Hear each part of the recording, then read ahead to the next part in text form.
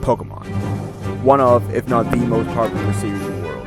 Starting in 1996 with Pokemon Red and Blue on the Game Boy, the series has become a household name. With animes, games, manga, even the card game, the name Pokemon has become an almost inescapable series over the past 30 years. I've barely played the series. Other than playing a bit of the original Pokemon Blue on my cousin's Game Boy, as well as playing about halfway through Ultra Moon, I surprisingly haven't played a lot of Pokemon until rather recently. So obviously I do have to ask the question of, what's so great about this series? In order to answer that, I'll be going through each game within the series, noting down my thoughts as I go along, finding what I like and don't like in each game. So, to answer my original question, we'll be going back to Generation 3? Yeah, so I'll admit that maybe I should be starting off with the original Red and Blue on the Game Boy Color. However, I do feel that in order to give each game the fairest chance possible, I should use the definitive version of each game.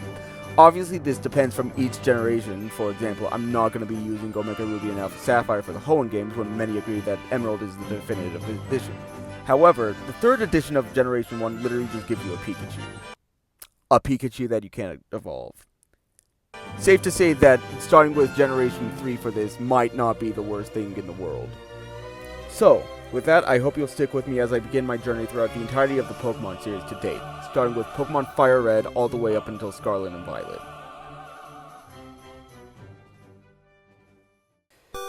So, to start off with the game, we introduce ourselves to Professor Oak as well as his grandson. Okay, hold on for a second. If this is supposed to be his grandson, why is Oak asking what his name is? Like, obviously it's because Game Freak wanted you to name him, but even then, why are you even able to name the rival? It's not like you ever get to play as him. You don't even get to name him for most games after this, save for Gen 2 and the Gen 5 sequels. If anybody's able to tell me, please let me know in the comments. Anyways, we wake up in our room, say bye to Mom, and go into the tall grass, only for the professor to stop us, take us to his lab, and have us choose our starter.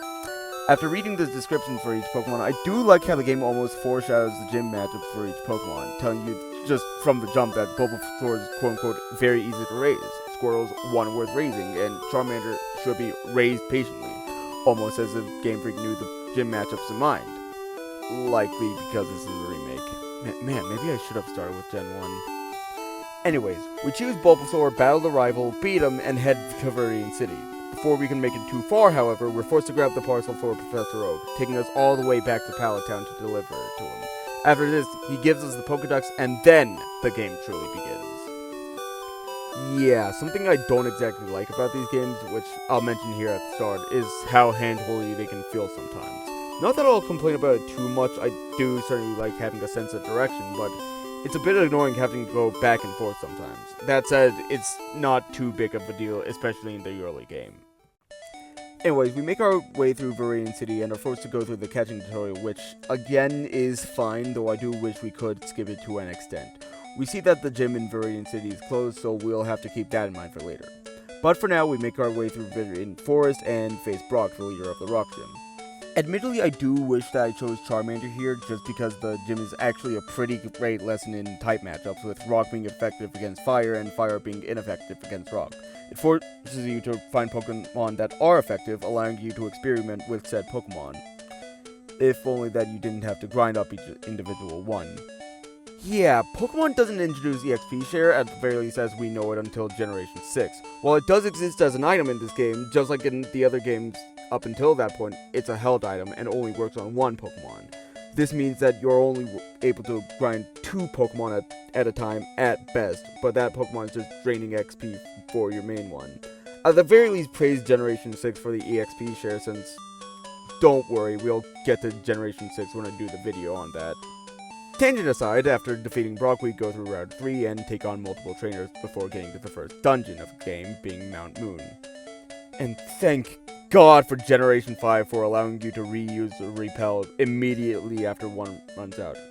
Anyways, it's here in Mount Moon that we have our first encounter with the infamous Team Rocket. Fun fact, if you played Yellow version, you actually get to fight Jesse and James from the anime, which is actually a pretty nice reference if you ask me. Anyways, our Bulbasaur evolves into Ivysaur, which, fun fact, is my favorite of the Venusaur line, and we continue onward until we get to Cerulean City.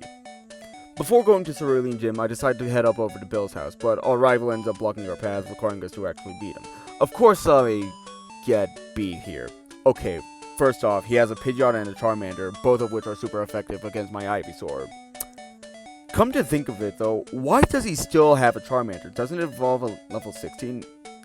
Like, you can see the level is 18 here, so... After a few more attempts, I decide to finally make my way to Misty's gym for a couple more levels, but it's still not enough, so I'm forced to do a bit of extra grinding and catching more Pokemon. After more attempts than I'd like to admit, I finally managed to beat the rival and get to pass over Route 24 to Bill's house. But not before the Nugget Bridge, containing a series of 5 mandatory battles, which aside from a nice way to get quick XP, is also nice foreshadowing of the Elite Four and Champion. Anyways, after Nugget Bridge and a few more trainers, we finally make it to Bill's house, where he's been combined with a Clefairy. We get the SSAN ticket from him and head over to Vermilion City. We head on to the boat and battle the rival again. After we beat him, he tells us that the captain can give us the HM for cut. So we head over to him and get the HM, which I think I'll get into right about now. To be perfectly honest, while I do understand why HMs exist, I don't like them at all. Specifically with how they're handled. Not only do you effectively lose at least one move slot for a Pokemon, if not an entire slot or two on your team, but you can't even get rid of the HM move unless it's through a move deleter, which is later into the game. So if you accidentally use an HM on the wrong Pokemon, that's an entire move just gone. No getting it back unless you see a move deleter. Trust me, there's a reason that Game Freak got rid of these in Gen 7. Anyways, after that we head over to fight Lieutenant Surge, and surprisingly enough, this puzzle isn't as bad as I remember. Maybe it's just that it's a remake, or it's been a few years since I've played Pokemon Blue, but the gym challenge has been pretty easy to get through this time. Anyways, we fight Lieutenant Surge, take out his Pokemon, and move on. You know the drill at this point. Honestly, the most difficult part of this game is how lost I got. Yes, I got lost in freaking Pokemon, had to look up a guide and everything. I know I was complaining about the game being too hand-holdy earlier, but still, I just got entirely lost. Still, I eventually figured to go to Rock Tunnel in Cerulean City, and my Ivysaur evolves into Venusaur. Soon enough, we make it to Celadon City. The first thing I do here is grab the Eevee and name it Did You Know. I think you already know where this is going. Jokes aside, it does feel a bit weird knowing that Eevee is just in the Celadon Mansion, sort of out of the way. Like, no real mention of it, it's just in the back of Celadon Mansion. That said, after we get Eevee, we head over to the department store and evolve it into a Vaporeon, mostly for later.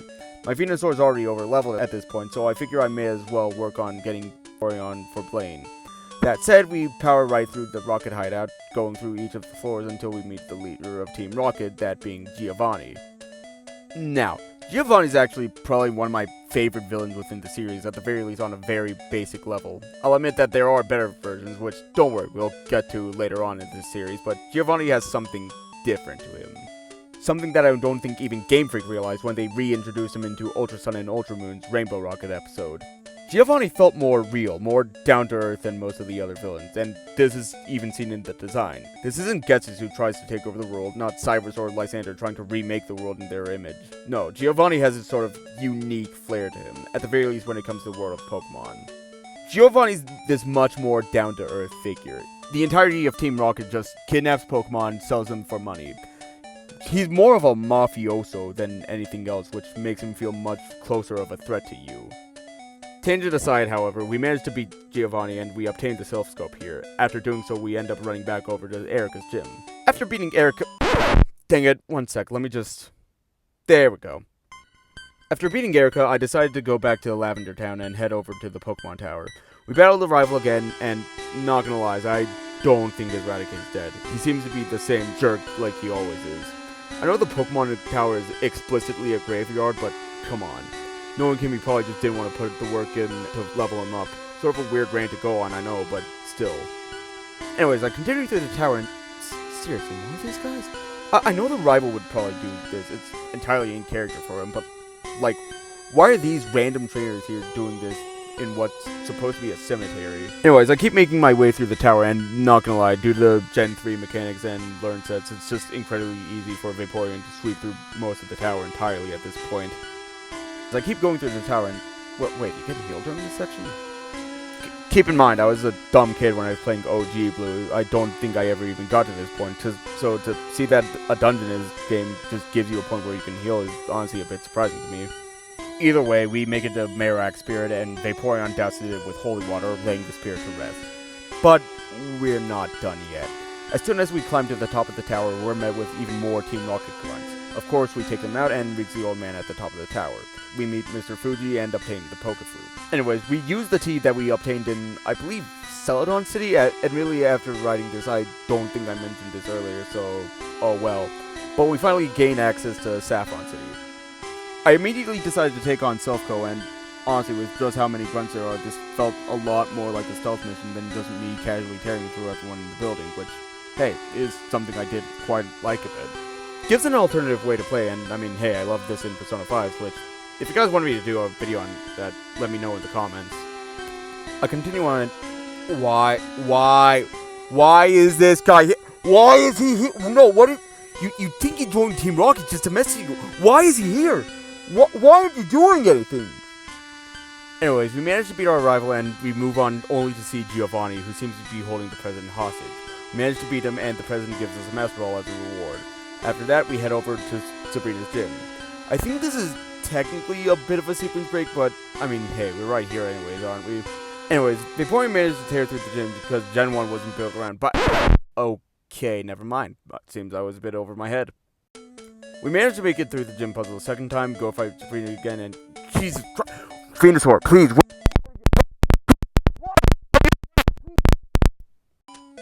Anyways, we managed to clear the gym again, and thank God that Gen 3's battle mechanic let you take out 2 Pokemon at once in a single battle. Anyways, we obtained the Marsh Badge, and to be perfectly honest, it looks like we're going to be using the Vaporeon as our ace for the last few fights. I don't know how to feel about that. Anyways, I actually managed to defeat Koga first try, so I decided to try my hand at the Safari Zone, which for some reason the HM for Surf is locked behind this. Still, after numerous different attempts of trying to get through the Safari Zone, I finally managed to get the HM for Surf and teach it to Vaporeon. There isn't really much I can say here. These gyms were sort of just back to back. What I can talk about, however, are these I swear to God, half was spent at the Seafoam Islands. What? I don't care if there's an Articuno here. It doesn't even matter if I can't get past these islands. You have... So, I go all the way back to Fuchsia City, go back to the Safari Zone to get the golden teeth, go to see the old man. Oh, for the freaking Christ! Anyways, I go to the Seafoam Islands, spend more time than I like to admit on catching Articuno, don't ask where my Master Ball went, and nickname it 30 Baller after the amount of Pokeballs I needed to use. After this, I make it to Cinnabar Island and decide to go to the gym. Unfortunately, it's closed, so instead I have to go through the Pokemon Mansion instead. Yet another dungeon filled with Pokemon that you just can't avoid unless you bring a Repel. Luckily, I have the Cleanse tag from the Pokemon Tower, so I can... Wait. No. Hold on. What? Okay, so after looking that up, it seems that the Cleanse tag only decreases the chance of wild Pokemon showing up. You know, people complain about the later games being too handholdy. I feel like the older games are the exact opposite of that. Seriously, the games just don't tell you anything on what you're supposed to do, where you're supposed to go. Half the time you need to backtrack because you forgot something you didn't even have any idea you're supposed to get. Part of the problem even comes up with the items. Seriously, you think an item that says it helps repel Pokemon would act as a repel, but no, apparently it just decreases the chance of Pokemon showing up. That tangent aside, we keep going through the Pokemon Mansion until we get to the basement, learning more about this mysterious Pokemon named Mew, and the clone that seems to have been made from his DNA. What could this Pokemon possibly be, though? Why are these diaries in this burned-down mansion? Was the drawing meant to hide the diaries? Hide the Pokemon from this world due to its dangers? No clue. Yeah, for whatever reason, Mewtwo just isn't really elaborated on after this. I mean, sure, there's the anime and manga, but as far as the games go, Mewtwo's story just sort of ends here until you become champion. Something which honestly feels kind of weird, especially considering that all of the other legendaries get a bit more light shined on them in later games. Either way, we finally make it to Blaine's gym, and I actually quite like this one. Honestly, this gym feels like a test to see what you've learned on your journey. In this way, quite literally, actually.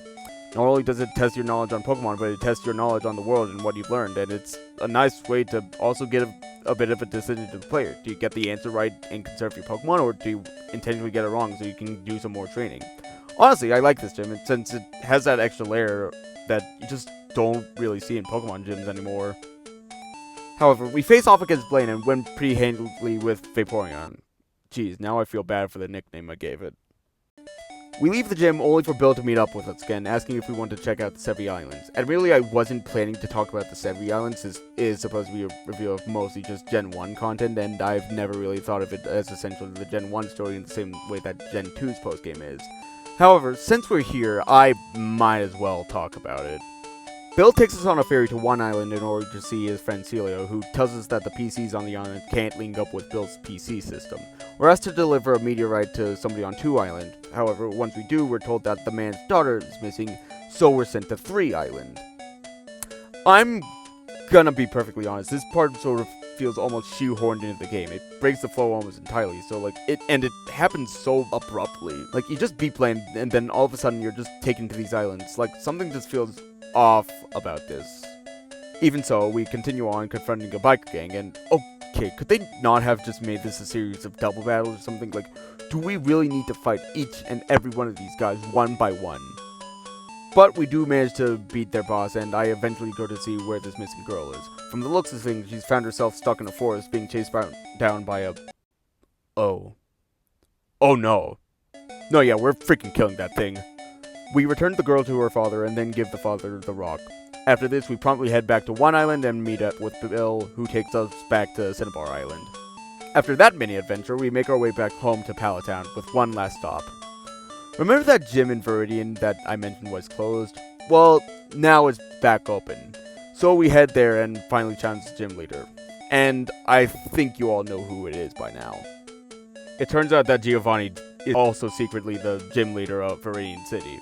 Whether it's as a front, to scout out new threats, or to recruit people to Team Rocket, it doesn't matter. What does matter is my final showdown with Giovanni. Putting everything we've learned on this journey to the test, we managed to beat Giovanni, who then resigns as the leader of Team Rocket. For now, it looks like the Kanto region is safe. And now for the home stretch.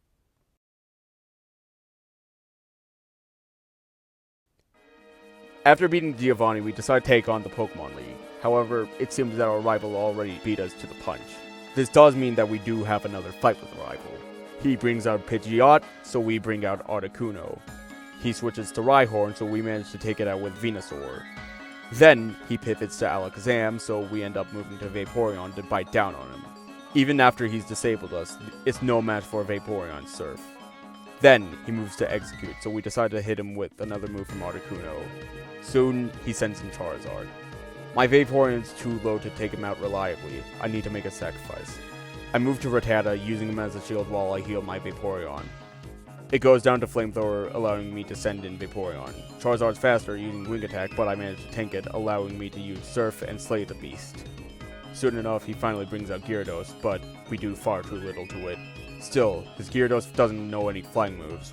Why it doesn't, I have no clue, but knowing it can't do enough damage, I use Leech Seed and Poison Powder to slowly take it down while I chip its health manually. The damage it can do is mitigated almost entirely. And with that, our rival's been vanquished. I doubt we'll be seeing him again. Soon enough, we find our way to the Pokemon League as the guards check for our badges. Sure enough, we've reached Victory Road. On our way through each of the gates, we catch one more member of our team. It will require a good bit of training, but I trust that Primate can serve us well in the upcoming fights. As we claw our way through Victory Road, fighting trainer after trainer, I focus on my Venusaur a bit more. I soon realized that, throughout all of the gyms, I neglected to properly train and care for him. I realized that, perhaps in focusing on my Vaporeon, the new ace of my team, I've forgotten the one whom I started with. But it's too late for regrets now. If this is how I must move on, if this is the weight of the boulder I must push, then so be it. If I'm going to do this, I'm going to pull through with my partner, with the Pokemon that I've been through so much with. We finally managed to make it to the Pokemon League and challenge the first of the Elite Four, Lorelei. Supposedly an ice specialist, but in terms of type percentage, both water and ice make up about 80% of the team. I can still possibly do this. Venusaur attacks first, but it's not enough damage to take out Dugong. Nowhere near enough. It's able to survive a hit, but not much more than that. Next up, I call in Mankey, hoping to take advantage of Dugong's ice type. A critical hit takes out Dugong. Slowbro is up next, so I pivot to Doduo, another quite underleveled Pokemon. I begin to realize it's not only my starter that I had neglected, but many other members of my team as well. Earlier in the video, I praised the existence of the XP share, but it's now that I realize perhaps it was more of a curse than a blessing. No matter, I use my max revive to bring back Venusaur, allowing Doduo to take the fall. Venusaur gets in 2 more attacks, but due to its lack of levels, I still fail to do enough damage in time to take down Slowbro. I bring in Vaporeon to finish it off, but before I can do anything, my effort turns out to be for naught. Lorelei uses full restore before Vaporeon can sink its teeth into the enemy. Still, I manage to get it back down before dealing the final blow. Cloyster's up next, setting up spikes all over the field. I have Vaporeon use Hyper Beam, thinking that it can do enough damage to force Lorelei to take a turn using a full restore, but it doesn't. Barely even into the yellow. Cloyster keeps its guard up, constantly using Protect, but there's one thing that Lorelei seems to forget here. Protect can't be used twice in a row, at least not consistently. With another bite, Cloyster's down. Next up, Jinx, an Ice Psychic type. I figure I can use Bite consistently, but I soon find that Jinx outspeeds, putting my Vaporeon to sleep. I use an X item for the first time in this run as a Hail Mary before using a full restore to wake it up, but it seems she called my bluff, using Attract to stop my Vaporeon from attacking. Even so, blinded by Attract, Vaporeon's Bite strikes true. Jinx uses its Kiss to put Vaporeon to sleep again. And anytime I begin dealing damage, the Siren cries out to Vaporeon, again and again, not allowing him to attack. With Vaporeon fast asleep, Lorelei uses another full restore, undoing my process. The love-struck Vaporeon forces itself to push through, though, again and again, until finally, it deals the killing blow. But the battle is not yet over. Last up, Lorelei's Lapras. The fight's almost over, and yet, there's still 3 other members of the Elite Four, not even mentioning the champion. Could I really keep going like this if I was struggling this much on the first of the Elite Four? Vaporeon gets a few hits in, but Lapras gets the Paralyze. My hands tied, I use another full restore to remove paralysis, but Lapras uses another Bally Slam. Not only that, but Lapras manages to get a critical hit. It feels like the universe itself is up against me, so I force myself to fight back. Deciding to roll the dice, I decide to have Vaporeon use Hyper Beam. One last move. One last hope that it can go through. And it does. Vaporeon managed to defeat Lapras, ending the battle against Lorelei. I heal up using the Hyper Potions that I haven't used up until now, along with another full restore before moving on to the next room. Round 2. Bruno, second of the Elite Four. At first, this fight seems a lot easier. Despite being the fighting type specialist, Bruno has 2 Onyxes, the first of which my Vaporeon effectively one-shots. I then essentially just wall out the Hitmonlee with Leech Seed and Poison Powder, the latter of which gets full restored, so I just use the move again. Honestly, Bruno's sort of a pushover. He does use a Facade, which almost kills my Venusaur, but I do live on 1 HP. That said, his second Onyx Earthquakes and actually does kill, so I send in Vaporeon to use Surf. It instantly goes down. Yeah, I'm gonna be perfectly honest, I plan to write all of the Elite Four fights thinking they'd be a lot more interesting, but Bruno's just sort of been disappointing so far. Tangent aside, we move on to Agatha, who seems to have some sort of beef with the old professor, which doesn't get elaborated on at all, at least not in the main story. Maybe it does get covered in the Sevi Islands, but I'm gonna be perfectly honest, I'm not touching on that this episode. Anyways, we begin with Vaporeon using Bite on the Ghosts, because, again, these teams weren't designed with Dark types and Dark type moves in mind. Anyways, Agatha moves into Golbat, so I switch over to Articuno and shoot it down with a quick Ice Beam. That said, I do have to rant about this real quick. Why exactly did Game Freak think it was a good idea to make specialists for types that, quite frankly, just don't have nearly enough Pokemon? I can give Lance an excuse who, don't worry, we'll get to soon enough, since while not explicitly dragon types, he still uses mostly dragons. The rest of the Elite Four, however, doesn't even have enough Pokemon for their own type, even after doubling up on evolution lines. And why does Bruno even have 2 Onyxes? Poliwrath was right there in the games, he could have just as easily filled that niche. Enough about that though. I managed to one-shot Golbat using Articuno, causing Agatha to send out Arbok. Again, why was she the ghost specialist? Heck, she's not even a ghost specialist, technically speaking. All of her team is poison types. Still, Arbok knocks out Articuno, so I knock out her Arbok with my Vaporeon. That leaves her ace, Gengar, which admittedly we do need to sacrifice Snorlax for. That said, we're not doing a Nuzlocke, so Snorlax is perfectly fine after this. Even so, I ask myself, could I have trained Snorlax to be more than just a tame punching bag? Gengar just keeps putting Vaporeon to sleep. At this point, in order to try to conserve resources, I just decide to think the moves that Agatha tries to dish out until Vaporeon wakes up and knock her out with a Surf. That leaves her final Haunter, which, despite its best efforts, actually ends up knocking itself out due to Curse. I'm gonna be perfectly honest, I didn't know the AI could do that, but a win's a win. After this, we move on to the final member of the Elite Four, Lance, the Dragon Master. This time, I decide to lead with Snorlax, putting Quick Claw on it and quickly teaching it Shockwave. This won't do a lot of damage, but I figure it's the best chance I have. We have the speed advantage, but unfortunately it doesn't do nearly as much damage as I would have liked. And Lance's Gyarados uses Hyper Beam? No, seriously, why Hyper Beam, especially this early? Oh well, doesn't matter all that much. We bring in Articuno and hit his Gyarados with a few Ice Beams. He uses a full restore once, but Articuno doesn't do much damage and it goes down. Lance switches to Aerodactyl, so we swap over to Vaporeon, which kills it handily. After that, we swap to Venusaur as Lance swaps to Dragonair 1. I got it off Poison Powder, but Lance manages to land a Thunder Wave, paralyzing Venusaur. I use a Paralyze Heal, but Lance uses Outrage. Knowing he's stuck, I decide to then go in with Leech Seed. Lance's first Dragonair goes down to itself via Confusion, so I swap into Vaporeon as Lance swaps into Dragonite. After a few Aurora Beams, Dragonite goes down, leaving the final member of his team, a second Dragonair. Obviously it goes faster than the Dragonite, so not much to worry about. Finally, I've beaten the Elite Four. Now, all that's left for me is to beat the champion. But as soon as I go into the champion's chamber, I'm left in shock. I'm certain that it's my rival, but why? How could he beat me to the spot of champion like this? After this entire game, watching him beat me to the punch, again, and again, and again. Even as a child, I dealt with him constantly trying to one-up me, and now he takes the throne just before I'd gotten to it?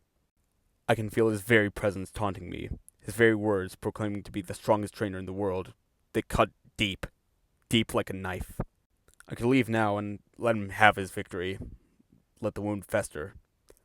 Let the past decade and a half of my life go to nothing as I let him win. No, what am I saying? No, of course I can't do that. I'm not gonna just let him beat me. After all the times I gave up, start a new save file on that copy of Pokemon Blue, just to give up before the third gym? No, there's no giving up. Not after I've come so far.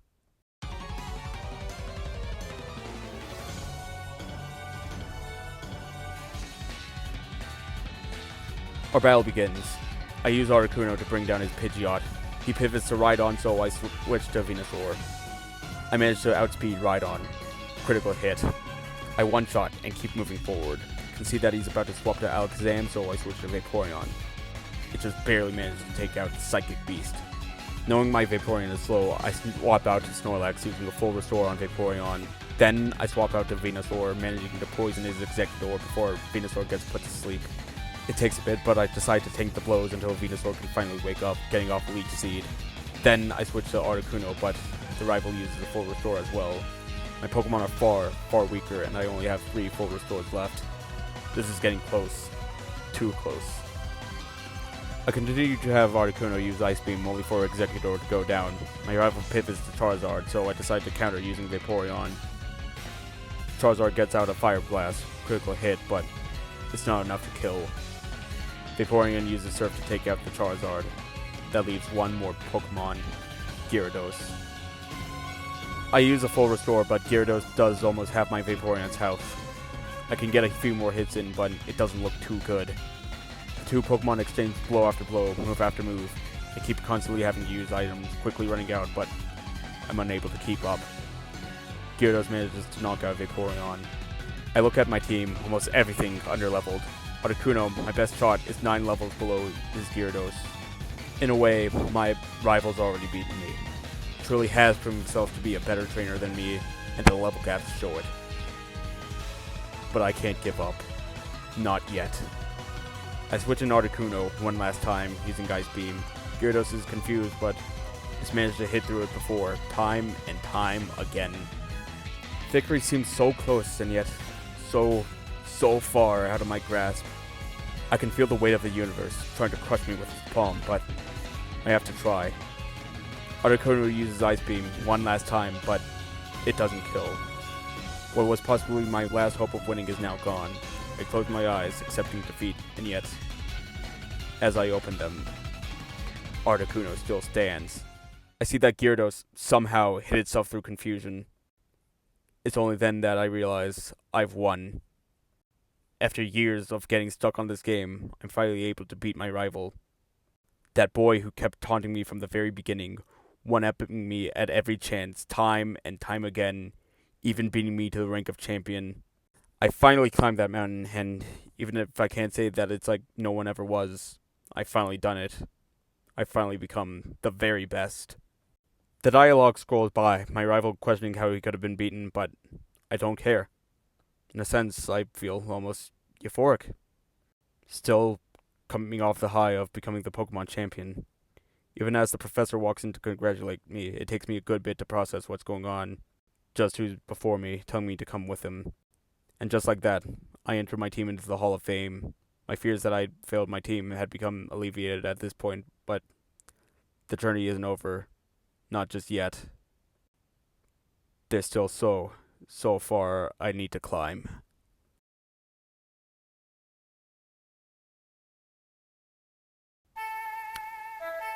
Jesus, that was melodramatic. Anyways, obviously I do have a lot of bias towards this game. Pokemon Blue was the first Pokemon game I've played after all, and one of my first games in general. So, playing Fire Red was like a nice update to a game I've played so much during my early childhood. Obviously, it's not the best in some areas, with the post-game sort of being forced upon you right at the 7th gym, but hey. I can cut the game some slack.